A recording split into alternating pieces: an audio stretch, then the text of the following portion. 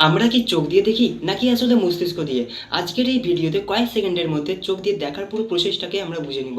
দেখো, প্রথমে আমাদের যদি কোনো বস্তুকে দেখতে হয়, তো সেই বস্তুটাকে দেখার জন্য সবথেকে প্রথমে আমাদের যেটা প্রয়োজন, সেই বস্তু থেকে প্রতিফলিত আলো। যখন সেই বস্তু থেকে অর্থাৎ আমি এখানে উদাহরণস্বরূপ একটা গাছকে নিয়েছি। গাছ থেকে যখন প্রতিফলিত আলো আমাদের চোখের কর্নিয়া দিয়ে লেন্সে পৌঁছবে, লেন্স কি করবে? সেই আলোটাকে প্রতিসারিত করে চোখের রেটিনায় একটা উল্টো প্রতিবিম্ব তৈরি করবে। তখন অপটিক নার্ভ অপটিক নার্ভের মাধ্যমে সেই প্রতিবিম্বটার যে আলোটা, প্রতিবিম্বটা সেটা মস্তিষ্কে সংকেত যাবে। মস্তিষ্কে সংকেত গেলে আমাদের যে মস্তিষ্ক সেটা বুঝে যাবে যে এটা কোন বস্তুর প্রতিবিম্ব আছে।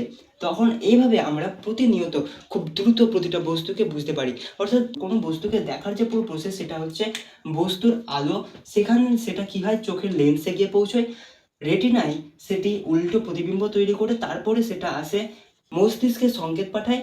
মস্তিষ্কে সংকেত গেলে তারপরে আমরা সেটাকে দেখি এবং বুঝি। এই হচ্ছে পুরো দেখার প্রসেস।